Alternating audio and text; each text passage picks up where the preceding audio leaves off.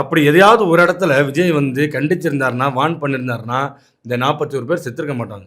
41 மட்டும் கிட்டத்தட்ட 50 பேர் 50, 52 பேருக்கு மேல இறந்துருக்காங்க. அப்படி ஒரு டெத்லாம் நடந்திருக்காது. ஒரு டிசிப்ளின் வேணும், புரோட்டோகால் வேணும். அதெல்லாம் கிடையாது இங்க.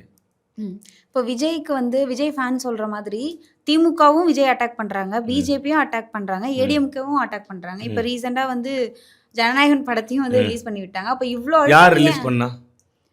திமுகவும் பிஜேபியும் கூட்டு சதியா இருக்கலாம்னு தான் சொல்றாங்க. திமுகவும் பிஜேபி அதாவது ஏடிஎம்கே அலைன்ஸ் இவங்கலாம் இது வந்து நான் வந்து ஏன்னா நம்ம நிறைய சோசியல் மீடியாவில் பேசுகிறோம். அதுக்கான உண்மையான இது என்னன்னு சொல்லி நம்ம தெரிஞ்சுக்கணுங்கிறதுக்காகவே நான் அந்த படக்குழுவினரில் ஒரு அசிஸ்டன்ட் டைரக்டர்ஸ் இருப்பாங்க இல்லையா, அதில் எனக்கு பழக்கமான ஒருத்தர் இருக்கார்.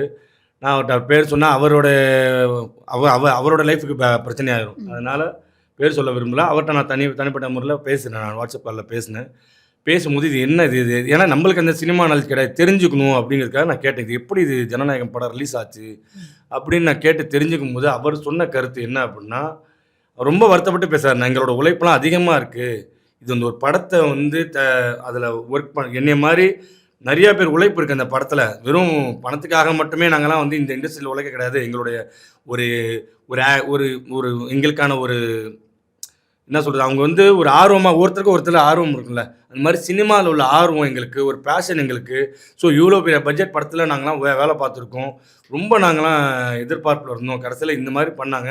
சரிங்க, எப்படி இது வந்து நடந்துச்சு, இது எப்படி சாத்தியமாச்சு, இது உண்மையிலுமே அங்கே ஒன்றிய அரசோட வேலை தானா அப்படின்னு கேட்டதுக்கு அப்பா அவர் என்கிட்ட ஒரு ஃப்ரெண்ட்லியாக அவர் பேசும்போது என்னன்னா, அப்படி ஒரு வாய்ப்பு நடக்கிறதுக்கான வாய்ப்பே கிடையாது. இது வந்து சென்சார் போர்டு கிட்ட தானே சார், சென்சார் போர்டு கிட்ட இருக்குது. அதாவது இவ்வளோ இது வந்து அவர் சொன்னது கருத்து நாங்கள் விற்பனை அவர் சொன்ன கருத்து என்னன்னா, இது நல்ல ஒரு பக்கா ஹெச்டி குவாலிட்டியில் வெளிவந்திருக்கு. அது எல்லாத்துக்கும் தெரியும், யூடியூப்லலாம் ஹெச்டி குவாலிட்டியில் வெளிவந்திருக்கு. இது அந்த படக்குழுவினர் அதாவது ப்ரொடியூசர் அல்லது ஹையர் கமாண்ட் யாராவது அவங்க மூலியமாக தான் அவங்க தான் அவங்களுடைய இன்ஃப்ளூயன்ஸ் இல்லாமல் இது நடக்கிறதுக்கான வாய்ப்பே கிடையாது. அப்படி வந்து சென்சார் போர்டெலாம் இப்படி அது அந்த மாதிரி நடக்கிறதுக்கான வாய்ப்பே கிடையாது. அவங்களாம் இது மாதிரி பண்ணுறதுக்கான வாய்ப்பே கிடையாது. அதுக்கான இதே சாத்தியக்கூறே கிடையாது.